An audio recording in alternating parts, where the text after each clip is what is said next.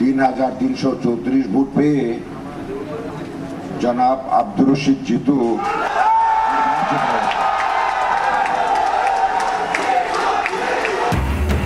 দুই দিনের নাটকীয়তার পর জাকসুর ফল ঘোষণা। ভিপি নির্বাচিত স্বতন্ত্র প্রার্থী জিতু, জিএস সহ সিংহভাগ পদে শিবিরের জয়। ৩৩ বছর পর ছাত্র সংসদ পেল জাহাঙ্গীরনগর বিশ্ববিদ্যালয়। জাহাঙ্গীরনগর বিশ্ববিদ্যালয়ের শিক্ষার্থীরা যে সকল অধিকারগুলো থেকে দীর্ঘদিন বঞ্চিত ছিল, আমাদের প্রথম কাজ থাকবে জাহাঙ্গীরনগর বিশ্ববিদ্যালয়ের শিক্ষার্থীদের সে সকল অধিকারগুলো কি বাস্তবায়িত করা। আধিপত্যবাদ বিরোধী, স্বৈরাচার বিরোধী ক্যাম্পাস বিনির্মাণে আমরা আপনাদের সারথি হতে চাই। কিছু বিচ্যুতি হলেও অনিয়ম কারচুপি হয়নি, দাবি নির্বাচন কমিশনের। ভুলভ্রান্তির জন্য ক্ষমা প্রার্থনা। কিছু কিছু জায়গায় আমাদের হয়তো কিছুটা বিচ্যুতি হতে পারে, সেজন্য যদি কোনো ভুল হয়ে থাকে নির্বাচন কমিশনের পক্ষ থেকে আপনাদের কাছে আমরা ক্ষমা চেয়ে নিচ্ছি। দেখছিলেন প্রধান শিরোনাম। রাত 11টার সময় সঙ্গে আছি আমি রোজা চৌধুরী। এবার অন্যান্য শীর্ষ সংবাদ। এখনই সংবিধান সংস্কারের দাবির পেছনে ভিন্ন উদ্দেশ্য দেখছে বিএনপি। নির্বাচন পেছালে বিভাজন বাড়ার শঙ্কা রাজনীতিকদের। পরিবর্তনের জন্য শুধু ভোট যথেষ্ট নয়, মত আলী রিয়াজের। গণতন্ত্রহীনতায় জন্ম নিয়েছে অসহিষ্ণুতা। মানুষের অধিকার রক্ষা করতে পারলে বাঁচানো যাবে পশু পাখিকেও। প্রাণী ও প্রাণের মিলন মেলায় তারেক রহমান। আশঙ্কাজনক হারে অর্থনৈতিক অঞ্চলে কমেছে বিদেশি বিনিয়োগ। উদ্যোক্তাদের আস্থাহীনতায় কারণ, মত ব্যবসায়ীদের। বিগত সরকারের সমন্বয়হীন পরিকল্পনাকে দুষছে বিডা। দুপক্ষের ধস্তাধস্তিতে ডুবল স্পিডবোট। নেত্রকোনায় 19 ঘন্টা পর নিখোঁজ এক শিশুর লাশ উদ্ধার। খোঁজ মেলেনি আরও 3 জনের। ধনু নদীর পারে স্বজনদের ভিড়। এবং পরপারে পাড়ি জমালেন বরেণ্য লোকসঙ্গীত শিল্পী ফরিদা পারভিন। কিডনি জটিলতা নিয়ে ভর্তি ছিলেন রাজধানীর একটি হাসপাতালে। ভক্ত অনুরাগীদের শোক।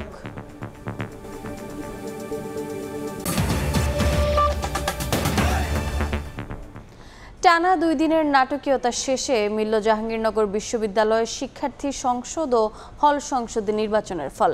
জাকসুর নির্বাচনে ভিপি নির্বাচিত হয়েছেন স্বতন্ত্র প্রার্থী আব্দুর রশিদ জিতু এবং জিএস পদে জয় পেয়েছেন ছাত্র শিবির প্যানেলের মাজহারুল ইসলাম। এজিএস পদে শিবির প্যানেলের ফেরদৌস আল হাসান এবং আয়েশা সিদ্দিকা মেঘলা নির্বাচিত হয়েছেন 33 বছর পর। ছাত্র সংসদ পাওয়ায় উচ্ছ্বসিত শিক্ষার্থীরা। এদিকে কিছু বিচ্যুতি হলেও অনিয়ম কারচুপি হয়নি দাবি করে ভুলভ্রান্তির জন্য ক্ষমা প্রার্থনা করেছে নির্বাচন কমিশন। দীর্ঘ 48 ঘন্টা নাটকীয়তা শেষে অবশেষে ঘোষণা হলো জাহাঙ্গীরনগর বিশ্ববিদ্যালয় শিক্ষার্থী সংসদ জাকসু নির্বাচনের ফলাফল। আমরা 1 মিনিট নীরবতা পালন করছি এই মুহূর্তে। প্রথমে দায়িত্বরত অবস্থায় শিক্ষক জান্নাতুল ফেরদৌসের স্মরণে নীরবতা পালন করা হয়। এরপরে প্রায় 2 ঘন্টা ধরে ফল ঘোষণা করে নির্বাচন কমিশন। বিনা প্রতিদ্বন্দ্বিতায় নির্বাচিত। ব্যবস্থাপনাগত ত্রুটি এবং দেরিতে ফল ঘোষণা করায় ক্ষমা চায় নির্বাচন কমিশন। 33 বছর পরে বহুল কাঙ্ক্ষিত জাকসু নির্বাচন করতে গিয়ে, হল সংসদ নির্বাচন করতে গিয়ে আমরা হয়তো ছোট ছোট কিছু কিছু জায়গায় আমাদের হয়তো কিছুটা বিচ্যুতি হতে পারে, সেজন্য যদি কোনো ভুল হয়ে থাকে নির্বাচন কমিশনের পক্ষ থেকে আপনাদের কাছে আমরা ক্ষমা চেয়ে নিচ্ছি। আজকে জেনারেল সেক্রেটারি প্রথম হয়েছে। বিভিন্ন হলে রিটার্নিং কর্মকর্তা হল সংসদ নির্বাচনে বিজয়ী প্রার্থীদের নাম ঘোষণা করেন। উচ্ছ্বাসের সঙ্গে সেই ফলাফল গ্রহণ করেন 21টি হলের শিক্ষার্থীরা।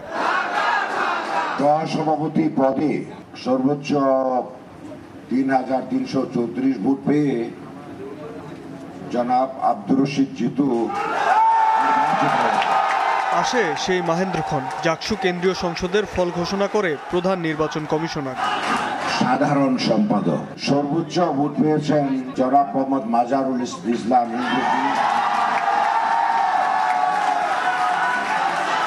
ভিপি এবং জিএস পদে বিজয়ীদের নাম ঘোষণার পর সিনেট ভবনে উল্লাসে ফেটে পড়েন শিক্ষার্থীরা। ভিপি পদে নির্বাচিত স্বতন্ত্র শিক্ষার্থী সম্মেলন প্যানেলের আব্দুর রশিদ জিতু এবং জিএস পদে জয়ী ছাত্র শিবির সমর্থিত প্যানেলের মাজহারুল ইসলাম একে অপরকে জড়িয়ে ধরে শুভেচ্ছা বিনিময় করেন। ভিপি সহ 3 পদে স্বতন্ত্র, 2টি পদে বৈষম্য বিরোধী সমন্বিত শিক্ষার্থী সংসদ এবং জিএস এজিএস সহ 20টি পদে শিবির সমর্থিত প্যানেলের প্রার্থীরা জয়লাভ করেন। তাৎক্ষণিক প্রতিক্রিয়ায় নবনির্বাচিত ভিপি আব্দুর রশিদ জিতু বলেন, ব্যবস্থাপনার ত্রুটি থাকার পরেও নির্বাচন কমিশন সুষ্ঠু ও গ্রহণযোগ্য নির্বাচন উপহার দিয়েছেন। শিক্ষার্থীদের চাওয়া পাওয়ার ব্যাপারে কোনো ছাড় দেবেন না বলেও জানান তিনি। জাহাঙ্গীরনগর বিশ্ববিদ্যালয়ের শিক্ষার্থীরা যে সকল অধিকারগুলো থেকে দীর্ঘদিন বঞ্চিত ছিল, আমাদের প্রথম কাজ থাকবে জাহাঙ্গীরনগর বিশ্ববিদ্যালয়ের শিক্ষার্থীদের সে সকল অধিকারগুলো কি বাস্তবায়িত করা। আমাদের একটি প্রথম কাজ থাকবে এই জাহাঙ্গীরনগর বিশ্ববিদ্যালয় থেকে সকল প্রকার দলীয় যে লেজভিত্তিক রাজনীতির চর্চা সেটি বন্ধ করবে ইনশাআল্লাহ। এদিকে নতুন জিএস মাঝারুল ইসলাম বলেন, শিবিরের বিপক্ষে ঘৃণার চর্চা হয়েছে, অথচ কাজের মাধ্যমে মন জয় করে নিয়েছে শিবির। শিক্ষার্থীদের ভোটকে আমানত উল্লেখ করে তা রক্ষার কাজ করার প্রতিশ্রুতি দেন তিনি। কোনো প্রকার ক্রিটিসিজম, যে কোনো প্রকার পরামর্শ খুবই সাদরে ওয়েলকাম জানাবো। আমাদেরকে আপনারা সহযোগিতা করবেন। আমরা আপনাদের স্বপ্নের ক্যাম্পাস বিনির্মাণে, আধিপত্যবাদ বিরোধী, স্বৈরাচার বিরোধী ক্যাম্পাস বিনির্মাণে আমরা আপনাদের সারথি হতে চাই। ৩৩ বছর পর ছাত্র সংসদ পেল জাহাঙ্গীরনগর বিশ্ববিদ্যালয়। শাবাব ওয়াসি, সময় সংবাদ, ঢাকা। জাতীয় নির্বাচন পিছিয়ে গেলে বিভাজন আরও বাড়বে বলে সতর্ক করে বিভিন্ন দলের রাজনীতিকরা বলছেন, সংস্কার বাস্তবায়নে আইনি বাধ্যবাধকতা প্রয়োজন। তবে এখনই সংবিধান সংস্কার দাবির পেছনে ভিন্ন উদ্দেশ্য দেখছেন বিএনপির স্থায়ী কমিটির সদস্য সালাউদ্দিন আহমদ। জাতীয় ঐকমত্য কমিশনের সহসভাপতি আলী রিয়াজ বলেন, পরিবর্তনের জন্য শুধু নির্বাচন যথেষ্ট নয়, প্রতিষ্ঠানগুলোকে শক্তিশালী করা জরুরি। শপথ গ্রহণ করতেছি যে শেখ হাসিনা সরকার পতনের পর দায়িত্ব নিয়েই রাষ্ট্র সংস্কার, সুষ্ঠু নির্বাচন আয়োজন সহ নানামুখী প্রত্যাশার চাপে অন্তর্বর্তী সরকার। কতটা পূরণ হয়েছে জন আকাঙ্ক্ষা? ঢাকা সহ 13 জেলায় জরিপে তার উত্তর খুঁজেছে বেসরকারি সংস্থা বাংলাদেশ এন্টারপ্রাইজ ইনস্টিটিউট BEI। জরিপ অনুযায়ী সরকারের জন আকাঙ্ক্ষা পূরণে সন্তুষ্ট মাত্র 2.5% মানুষ।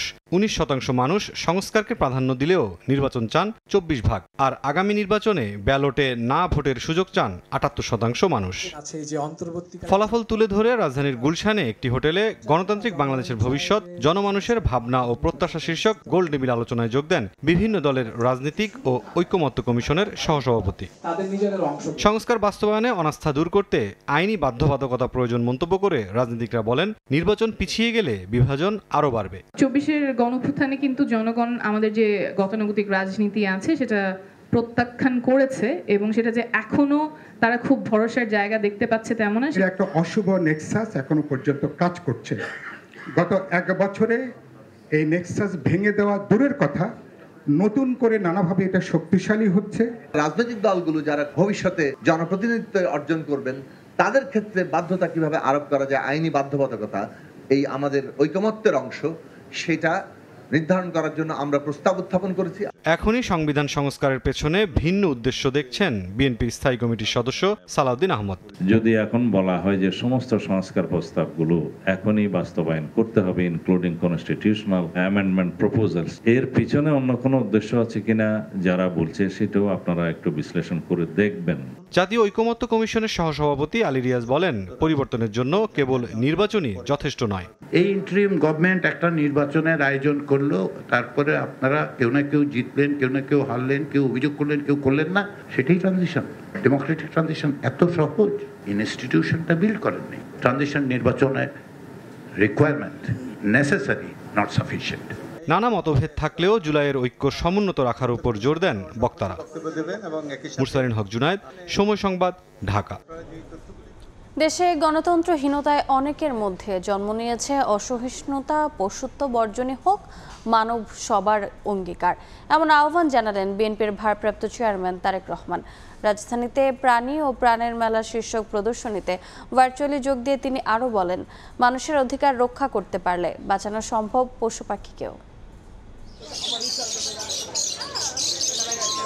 প্রাণ প্রকৃতির সঙ্গে বেড়ে ওঠা মানুষের দুইয়ের মধ্যে সেতুবন্ধন আরও দৃঢ় করতে ভালোবাসার যত্নে পালিত প্রাণীদের নিয়ে রাজধানীর চিনমৈত্রী সম্মেলন কেন্দ্রে জড়ো হয়েছেন পশুপ্রেমীরা। মনুষ্যত্ব অর্জন আর পশুত্ব বর্জনই হোক সবার অঙ্গীকার, এ স্লোগানে বাংলাদেশ এনিম্যাল ওয়েলফেয়ার অ্যাসোসিয়েশন আয়োজিত প্রাণী ও প্রাণের মিলন মেলায় যোগ দেন বিভিন্ন শ্রেণী পেশার মানুষ। রাজনৈতিক নেতাদের পাশাপাশি ছিলেন দেশ বরেণ্য ক্রিকেটার তামিম ইকবালও। কিছু দেশে আপনি শুনবেন যে এই দেশটা বিজনেস ওরিয়েন্টেড, এই দেশটা স্পোর্টস লাভিং, আমরা চলেন বাংলাদেশকে সবাই মিলে একটা animal loving and sports loving country গড়ে তুলতে পারি। আশা করব যে আমাদের যে নিজস্ব একটা দায়িত্ব আছে এই জিনিসটা যেরকম আমরা মনে রাখি, অন্যর জন্য অপেক্ষা না করি। কথা বলেন বিএনপির সিনিয়র যুগ্ম মহাসচিব রুহুল কবির রিজভী। জীববৈচিত্র্য আর প্রাণীর প্রতি তার ভালোবাসা ছুঁয়ে যায় সবার মাঝে। আমি ক্লাস 5-এর ছাত্র, বগুড়া জেলা স্কুলে কিছু দুষ্ট ছেলেরা একটা কুকুরকে একটা পাউরুটি খাইয়েছে।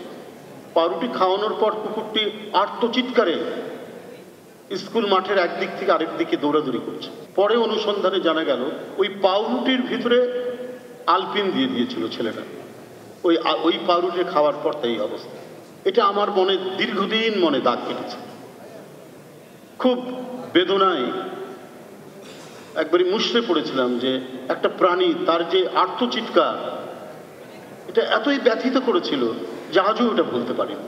সংগঠনটির প্রধান পৃষ্ঠপোষক ও বিএনপির ভারপ্রাপ্ত চেয়ারম্যান তারেক রহমান যুক্তরাজ্য থেকে ভার্চুয়ালি যুক্ত হয়ে বলেন, গণতন্ত্রহীনতায় অনেকের মধ্যে অসহিষ্ণুতা জন্ম নিয়েছে। মানুষের অধিকার রক্ষা করতে পারলে পশু পাখির অধিকারও রক্ষা করা সম্ভব। 1.5 দশকেরও বেশি সময় ধরে একজন মানুষ, একজন নাগরিক হিসাবে সকল গণতান্ত্রিক রাজনৈতিক অধিকার হারানোর কারণে আমাদের অনেকের মনে হয়তো এক ধরনের অসহিষ্ণুতার জন্ম নিয়েছে। এই অসহিষ্ণুতা কাটিয়ে একজন মানবিক মানুষ হয়ে ওঠার জন্য মনুষ্যত্ব অর্জন আর পশুত্ব বর্জনই হোক আমাদের অঙ্গীকার। আমি বিশ্বাস করি মানুষ হিসাবে আমরা রাষ্ট্র এবং সমাজে নিজেদের অধিকার নিশ্চিত করতে পারলে অন্য সকল প্রাণীর অধিকার সংরক্ষণের ব্যাপারেও আমরা আরো সতর্ক এবং যত্নবান থাকব। জনগণের ভোটে ক্ষমতায় গেলে পশু পাখি সংরক্ষণে সময় উপযোগী আইন করার অঙ্গীকার করেন বিএনপির ভারপ্রাপ্ত চেয়ারম্যান। এবং বন্য আহমেদ সালেহিন, সময় সংবাদ, ঢাকা।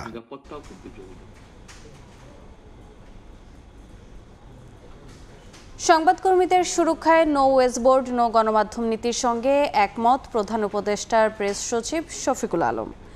বিকেলে ঢাকা রিপোর্টার্স ইউনিটিতে গণমাধ্যম সংস্কার কমিশনের সুপারিশ পর্যালোচনা ও করণীয় শীর্ষক আলোচনায় অংশ নিয়ে কথা বলেন তিনি। ন্যূনতম মজুরি 35,000 টাকা করার ব্যাপারেও মত দেন শফিকুল আলম। বলেন, গণমাধ্যমের কোনো মালিককে ইউনিয়ন লিডার বানানো উচিত নয়। এ সময় গণমাধ্যম সংস্কার কমিশনের বিভিন্ন প্রস্তাবনার সমালোচনা করেন সাংবাদিক নেতারা। সাংবাদিক সুরক্ষায় নীতিমালা ও আর্থিক নিশ্চয়তামূলক আইন করার সুপারিশ করেন তারা। অন্যান্য দেশে হলে ফেসবুককেই নো ওয়েজবোর্ড নো মিডিয়া, আমি এটার সাথে একমত।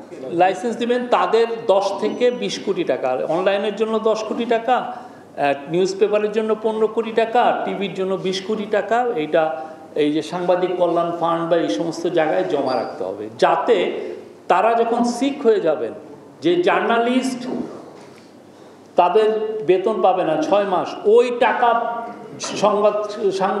সাংবাদিক কল্যাণ ফান্ড ওই টাকার থেকে ওদের বেতন দিবে।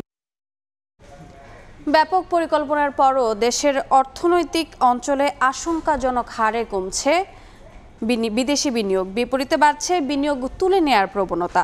এমন চিত্র বাংলাদেশ ব্যাংকের তথ্যে। একে গ্যাস বিদ্যুৎ সহ ব্যবসাবান্ধব পরিবেশ নিশ্চিত করতে না পারার প্রতিচ্ছবি হিসেবে দেখছেন ব্যবসায়ী ও অর্থনীতিবিদরা। কারণ হিসেবে শেখ হাসিনা সরকারের সমন্বয়হীন বিনিয়োগ পরিকল্পনাকে দায়ী করছেন বিডা ও বেজার নির্বাহী চেয়ারম্যান। এসএম আরিফিনের রিপোর্ট। লাখ লাখ মানুষের কর্মসংস্থান আর বিদেশি বিনিয়োগ টানতে দেশে 100টি অর্থনৈতিক অঞ্চল গড়ে তোলার যে মহাকর্মযজ্ঞ হাতে নিয়েছিল শেখ হাসিনা সরকার, অর্থনীতিতে তা তেমন ইতিবাচক ভূমিকা রাখতে পারছে না। এমনই চিত্র মিলেছে বাংলাদেশ ব্যাংকের পরিসংখ্যানে।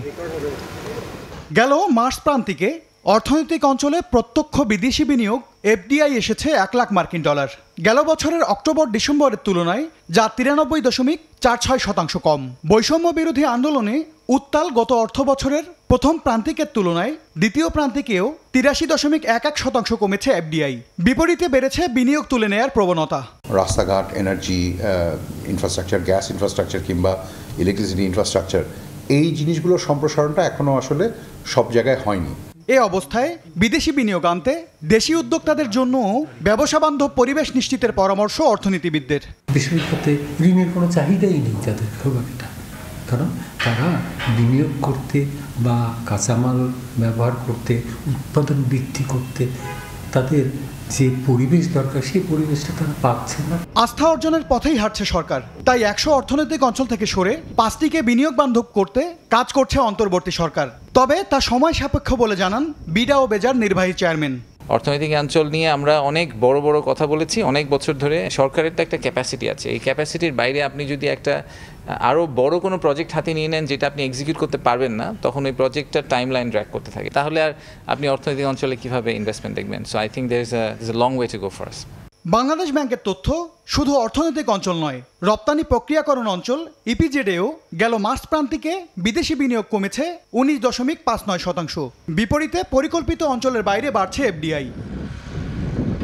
এম এস আরিফিন, সময় সংবাদ, ঢাকা। চলে গেলেন দেশ বরেণ্য লালন সঙ্গীত শিল্পী ফরিদা পারভিন। রাত 10:15 মারা যান তিনি। ইন্না লিল্লাহি ওয়া ইন্না ইলাইহি রাজিউন। মৃত্যুর সময় তার বয়স হয়েছিল 73 বছর। দীর্ঘদিন ধরে কিডনি সহ নানা শারীরিক জটিলতায় ভুগছিলেন এই গুণী শিল্পী। তার মৃত্যুতে সঙ্গীতাঙ্গনে নেমে এসেছে শোকের ছায়া।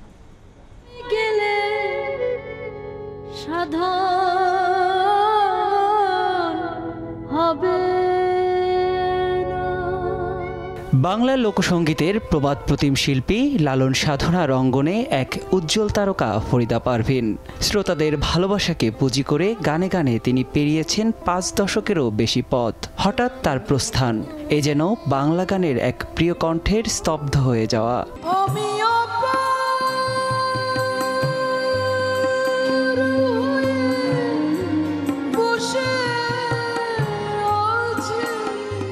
সপ্তাহখানেক আগে হঠাৎ অসুস্থ হয়ে পড়লে দ্রুত হাসপাতালে নেওয়া হয় তাকে। প্রয়োজনীয় সব পরীক্ষা নিরীক্ষা শেষে আইসিইউতে স্থানান্তর করেন চিকিৎসকরা। তবে সকল চেষ্টাকে ব্যর্থ করে পরপারে পাড়ি জমালেন গুণী এই শিল্পী। কবে সাধুর চরণ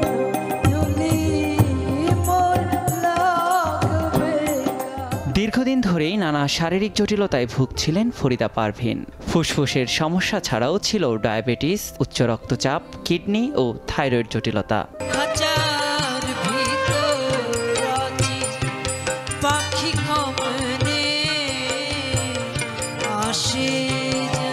ফরিদা পারভিনের মৃত্যুর খবর ছড়িয়ে পড়তেই সঙ্গীতাঙ্গন ও ভক্তদের মাঝে নেমে এসেছে শোকের ছায়া।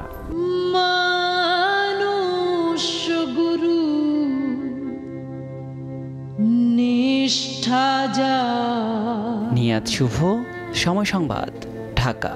ভবে মানুষ গুরু নিষ্ঠা যা। মাঝ নদীতে স্পিডবোটের সঙ্গে নৌকার ধাক্কা, এ নিয়ে দুপক্ষের ধস্তাধস্তিতে স্পিডবোট ডুবে নিখোঁজ হয় 4 শিশু। 19 ঘন্টা পর এক শিশু লাশ উদ্ধার করেছে ফায়ার সার্ভিস। এখনও খোঁজ মেলেনি আরও 3 জনের। নিখোঁজ 4 শিশুর খোঁজে ডুবুরিরা। নৌকা নিয়ে মাঝ নদীতে স্বজনরাও। তাদের চোখে মুখে উদ্বেগ, উৎকণ্ঠা আর হতাশা।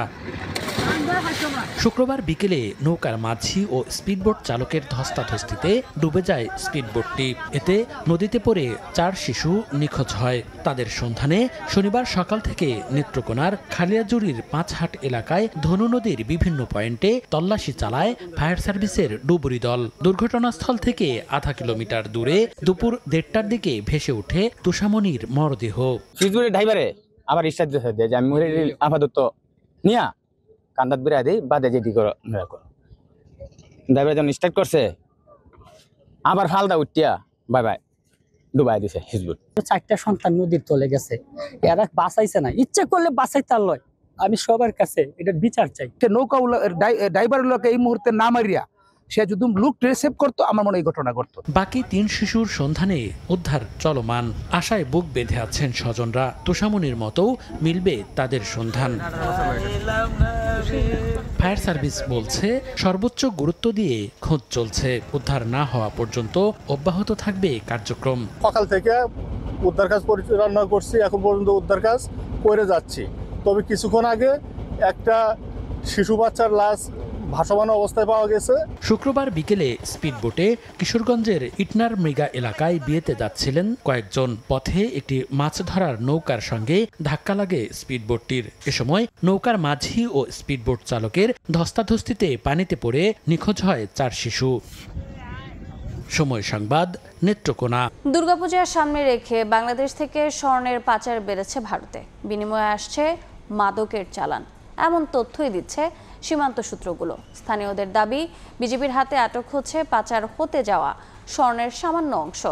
ধরা ছোঁয়ার বাইরে থেকে যাচ্ছে মূল হোতা।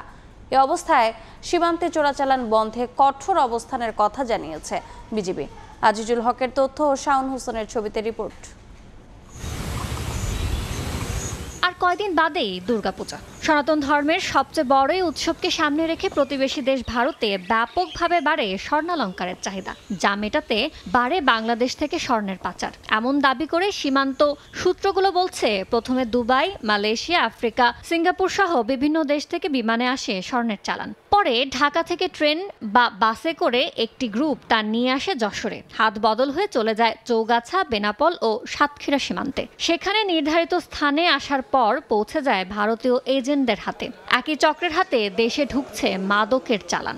চোরাচালান হচ্ছে স্বর্ণ বা মাদক দ্রব্য, এতে কিন্তু আমাদের বাণিজ্যিক নিরাপত্তা হুমকির মধ্যে পড়ছে। বাংলাদেশ থেকে স্বর্ণ যাচ্ছে ভারতে এবং ভারত থেকে স্বর্ণের বিনিময়ে আসছে বাংলাদেশে বিভিন্ন রকমের মাদক দ্রব্য। সীমান্তে বিজিবির অভিযানে স্বর্ণ পাচারকারী এবং স্বর্ণ আটক করলেও যারা মূল হোতা গডফাদার স্বর্ণ ব্যবসায়ী তারা সবসময় ধরাছোঁয়ার বাইরে থাকছে। এগুলো আরো কড়াকড়ি করতে হবে এবং এই বৈধ পথ দিয়ে যেসব পাসপোর্ট যাত্রীরা যাচ্ছে আরো কড়াকড়ি হবে, তাদেরকে চেকিং করতে হবে। বিজেপির তথ্য, চলতি বছর ভারতে পাচারকালে 15 কেজি 504 গ্রাম স্বর্ণ উদ্ধার করেছে এই সীমান্তরক্ষী বাহিনীর 49 ব্যাটালিয়নের সদস্যরা। এ সময় বহনকারী কয়েকজনকে আটক করতে পারলেও ধরাছোঁয়ার বাইরে থেকে গেছে মূল হোতারা। তাদের ধরতে বাড়ানো হয়েছে তৎপরতা। যাদেরকে আমরা ইনিশিয়ালি ধরছি তাদেরকে আমরা থানা হাজতে দেওয়ার পরে পরবর্তী তদন্ত কার্যক্রমের মাধ্যমে তাদের পিছনে যারা আছে তাদেরকে শনাক্ত করার চেষ্টা করা হচ্ছে। বিজেপি জানিয়েছে, চলতি বছর ভারতে পাচারকালে তাদের হাতে আটক হওয়া স্বর্ণের বাজার মূল্য 23,16,38,253 টাকা। সময় সংবাদ, বেনাপোল। নিরাপত্তা টহল জোরদারের পাশাপাশি গোয়েন্দা নজরদারি বাড়িয়ে 64 নটিক্যাল মাইল জলসীমার জলদস্যুতার শূন্যের কোটায় নামিয়ে এনেছে চট্টগ্রাম বন্দর কর্তৃপক্ষ। সিসিটিভি ক্যামেরার আওতায় আনা হয়েছে বহির্নোঙরের বিশাল একটি অংশ। সাখাওয়াত টিপুর ক্যামেরায় বিস্তারিত জানাচ্ছেন কমল দে।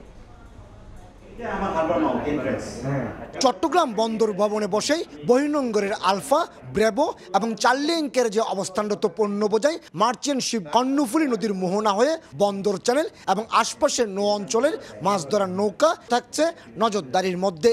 মূলত মার্চেন্ট শিপ থেকে রশি কিংবা ছোটখাটো পণ্য চুরির চেষ্টার অভিযোগ থাকায় এই আধুনিক নজরদারির ব্যবস্থা নিয়েছে বন্দর কর্তৃপক্ষ।